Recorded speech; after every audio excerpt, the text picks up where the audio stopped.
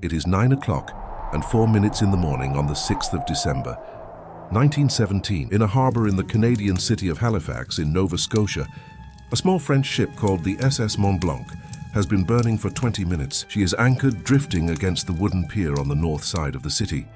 A crowd of people is standing at the windows of their houses to watch. The Mont-Blanc is carrying, in her hold, approximately 2,650 tons of high explosives, picric acid, TNT and gun cotton, intended for the trenches of the First World War in France. She is also carrying on her deck 246 barrels of high-octane aviation fuel.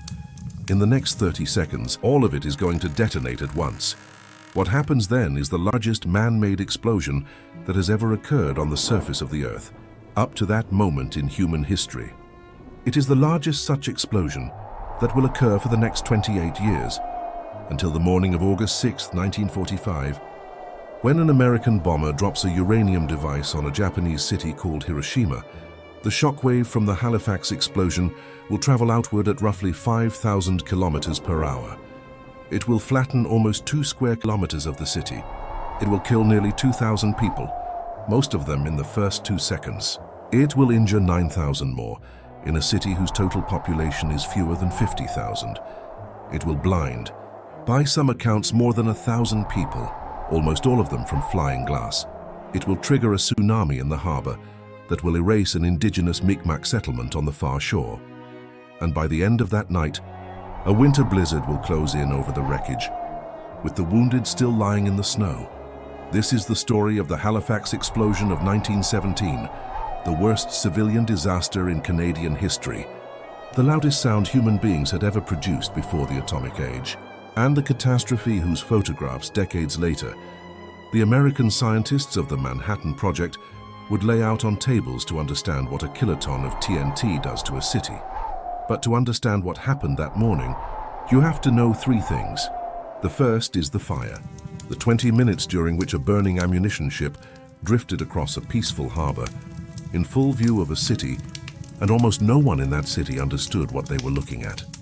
The second is a man named Vince Coleman, a railway telegraph operator, who in the last minute of his life sent a message that saved a passenger train and 300 lives, and whose final words are still printed on a wall in Halifax today.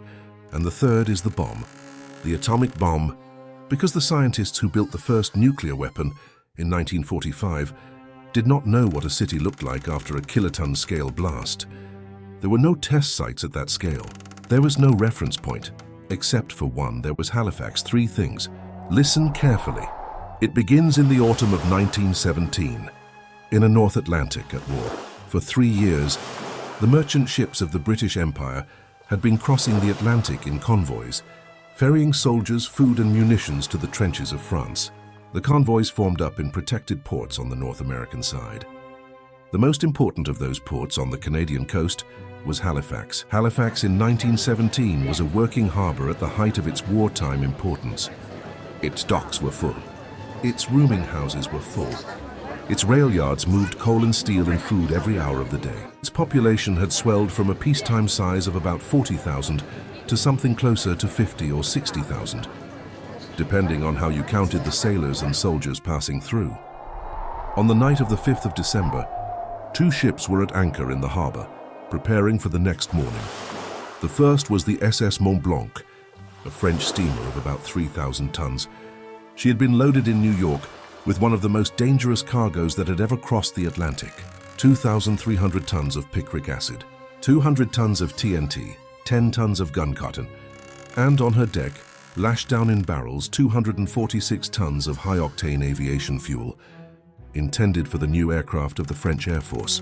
She was, by any honest definition, a floating bomb. Her captain had been told in New York to avoid striking matches on deck. The wood of her hold had been lined with felt to prevent sparks.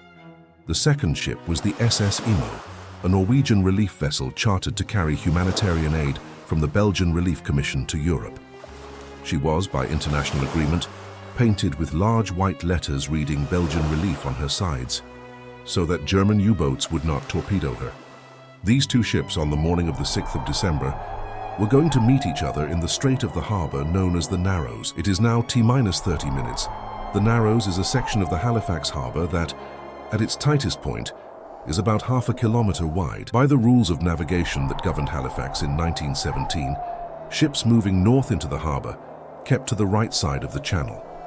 Ships moving south out of the harbour also kept to the right of the channel. The result, when followed correctly, was a kind of two-way street. On that particular morning, it did not work correctly. The Imo had spent the night at anchor in the upper harbour. She was running late. Her captain wanted to leave the harbour quickly. As she steamed south through the Narrows, she found herself on the wrong side of the channel. There had been a tugboat in her way. She had been forced over. At the same time, the Mont-Blanc was steaming north into the harbour from her overnight anchorage in the outer waters. She was on her own correct side, which was now the same side that the Imo was occupying. The two ships saw each other when they were perhaps 400 meters apart. The captains, by the testimony that came out afterward, exchanged a series of whistle signals that did not match. One signaled an intention to pass on one side. The other signaled a different side. Each, by the customs of the harbour, then expected the other to maneuver. Neither sufficiently did at approximately 8:45 in the morning, the Imo struck the Mont-Blanc on the starboard side, about 10 meters back from the bow. The collision itself was not violent. By the standards of harbour incidents, it would have been minor. The ships separated. The Imo backed away. The Mont-Blanc, hull punctured but afloat, drifted toward the Halifax shore. But the collision had done one specific thing. The barrels of aviation fuel on the Mont-Blanc's deck had ruptured. They had spilled. And the friction of the impact, in the engine room or against the hull, had thrown a spark. By the time the Imo was 100 meters away, the Mont-Blanc was on fire. I want you to imagine here what the next 20 minutes looked like. A small French steamer, 3,000 tons, was burning on the harbour. Black smoke and dancing flame were rising from her deck. Her crew, who alone in the harbour knew what was in her hold, had launched their lifeboats almost immediately. They were rowing for the Dartmouth shore on the opposite side of the harbour from Halifax, as fast as they could. They shouted as they rowed. They tried to warn the other ships, but the other ships could not hear them clearly across the water.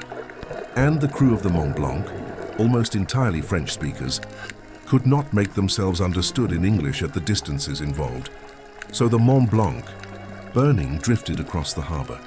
The current took her toward the Halifax piers, in the working-class neighbourhood of Richmond, in the north end of the city. She struck Pier 6 just before 9 in the morning, set the pier itself on fire, and continued to burn.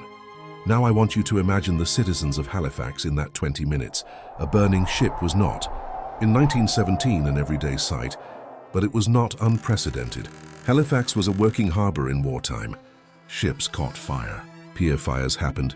The instinctive response of a city watching a burning vessel was the response of curiosity. People came to their windows. In the houses along Richmond Street, others stood at kitchen sinks looking out.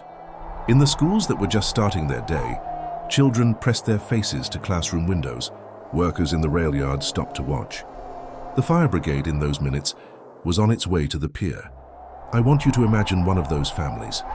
In Halifax in 1917, in the North End neighbourhood of Richmond, there were thousands of homes within a kilometre of Pier 6. We do not know the names of all of them. The cemetery records in the months that followed would list pages of the dead. Many were buried in unmarked plots. Whole families disappeared from civic registers in a single morning, leaving only an address. So let us imagine, instead of all of them, one. They will be representative. Many were like them: a mother, a father, 2 children. The father is at the rail yard already.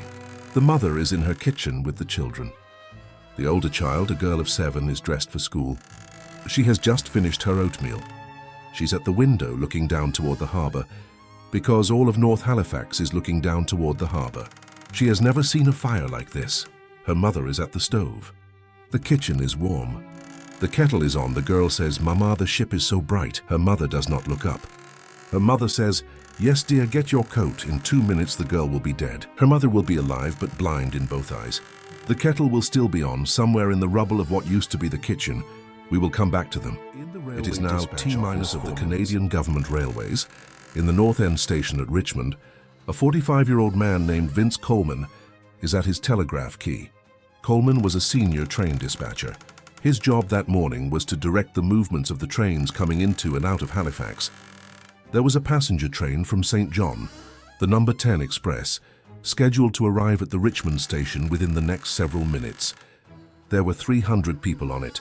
A sailor had come to the dispatch office just minutes before, knocking on the door. He had told Coleman and another dispatcher that the burning ship at Pier 6 was full of explosives, that she was going to blow up, that everyone in this part of Halifax was going to die if they did not leave now. Coleman's colleague, by the surviving accounts, started for the door immediately.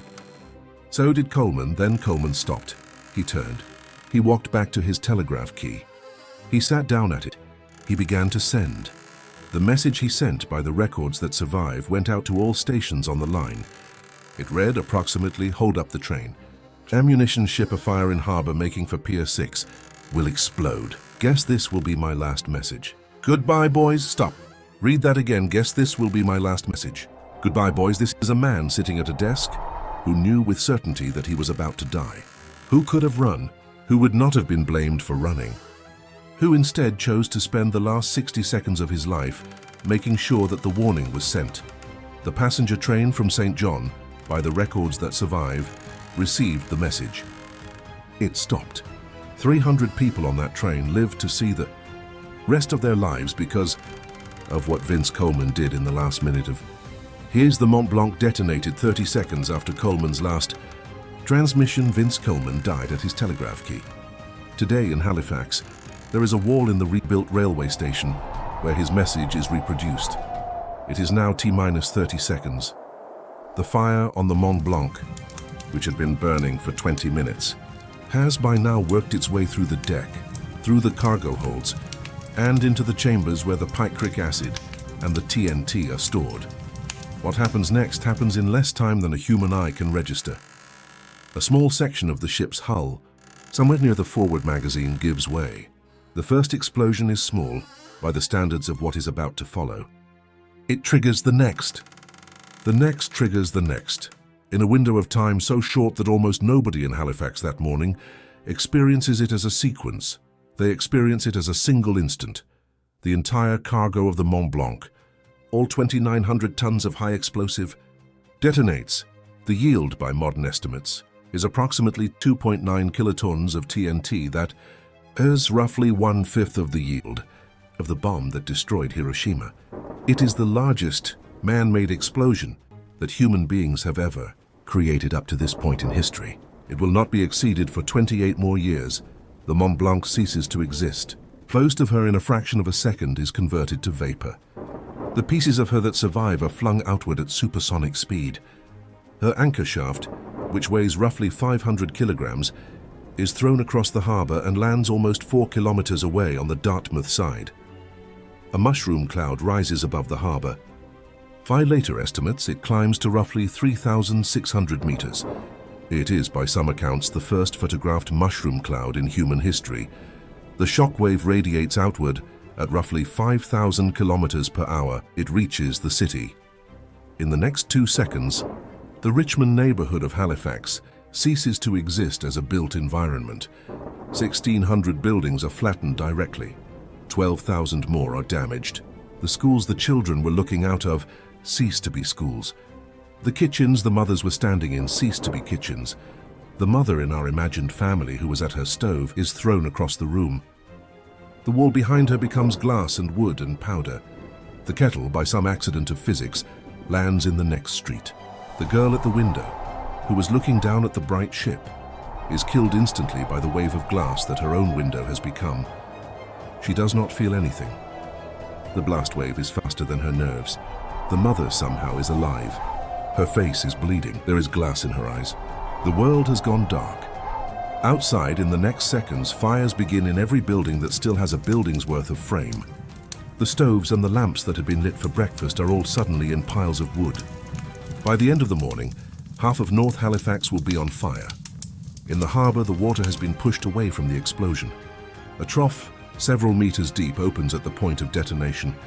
Then the water rushes back. A wave, by some accounts as much as 18 meters high at the shore, climbs onto land on both sides of the Narrows.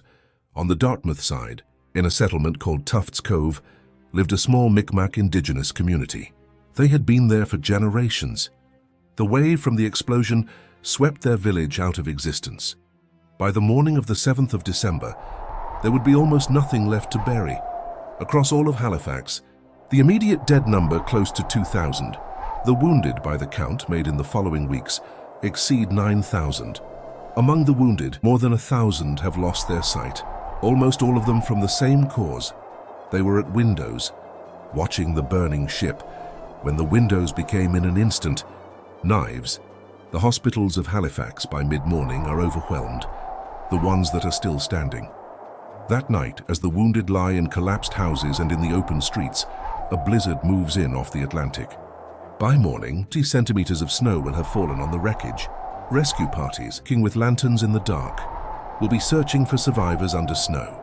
People who survived the blast itself will, that night, freeze to death waiting to be found. The most striking response to the catastrophe, in the hours that followed, did not come from inside Canada. It came from Boston, state of Massachusetts, less than 1,000 kilometers south of Halifax, had been receiving telegrams since the morning. By mid-afternoon, the Massachusetts Public Safety Committee had organized a relief train of doctors, nurses, food, blankets, and medical supplies. The train left Boston that evening, in the blizzard, and arrived in Halifax in the early hours of the 8th of December. It is, by most accounts, the fastest international medical response of the early 20th century. The doctors from Boston worked alongside the Canadian medical staff for weeks. They treated the wounded.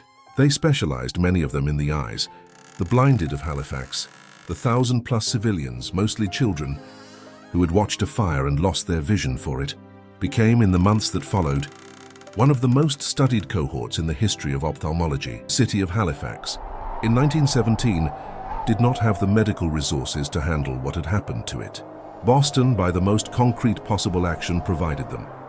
In gratitude, the people of Halifax began, in the years that followed, to send a gift south every Christmas. A Christmas tree, cut from the forests of Nova Scotia, shipped to Boston by rail. The tradition lapsed for some decades. In 1971, it was formally restored. Every year since, the city of Halifax has sent a tree to the city of Boston. It is lit each December on the Boston Common. It is, more than a century later, still arriving. The Halifax Explosion was studied, in the months and years that followed, by every blast engineer the British and American militaries could put on it. The physics of a sudden kilotonne-scale detonation on a populated area had never been documented before. There was simply no other example. Halifax was the only one. The photographs taken in the days after, the flattened streets, the gutted buildings, the radial pattern of destruction outward from the harbour, became, in classified archives, a reference set. In 1943, when the United States Army Corps of Engineers began the work of the Manhattan Project, the work of building the first atomic weapons, they faced a problem.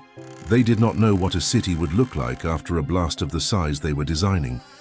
They had test ranges, they had calculations, but they did not have a real-world example, except for Halifax. By the testimony of several of the senior Manhattan Project planners, the Halifax photographs were studied. The radial damage patterns were measured. The estimate of how many people had died inside each ring of distance from the blast was used to project how a similar pattern would unfold in a Japanese city. When the bomb fell on Hiroshima on the 6th of August, 1945, the physicists who had built it had been working, in part, from the lesson of what had happened in a Canadian harbour 28 years earlier. Halifax taught them what a mushroom cloud meant on the ground. Today, if you go to Halifax, you can find the explosion in the city. There is the Halifax Explosion Memorial Bell Tower in Fort Needham Memorial Park, on a hill that looks down toward the harbour. The tower carries a set of bells. Every year on the 6th of December, at 9 o'clock and 4 minutes and 35 seconds in the morning, the precise moment of the detonation, bells ring, a wreath is laid. A short ceremony is held. The number of people attending varies from year to year. In a good year, perhaps there is a wall with Vince Coleman's last telegraph message reproduced on it, as he sent it. Guess this will be my last message. Goodbye, boys. School groups walk past it. Most do not stop to read it. In the museums of Halifax, you can see fragments of the Mont Blanc, pieces of her anchor, twisted iron from her hull, the barrel of one of her deck guns, recovered from a forest several kilometers from the harbour. You can see, in private homes across Halifax and across Nova Scotia, glass eyes that belonged to grandmothers and great-grandfathers. The blinded of 1917, in the years that followed, lived ordinary lives. They had children. They had grandchildren. The grandchildren grew up knowing why grandmother could not see.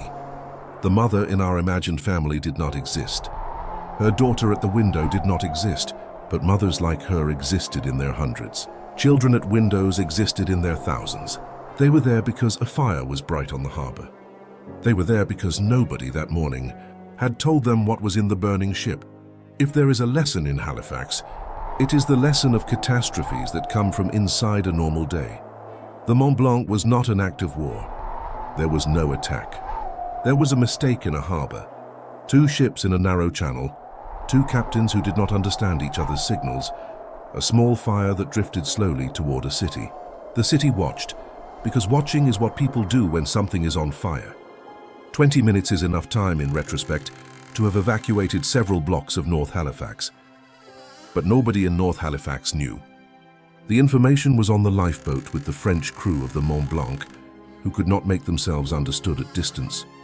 The information was in the head of one sailor, who managed to find the railway dispatch office, where Vince Coleman heard it and decided that the train mattered more than his own escape. Outside of Coleman's act, there was no warning.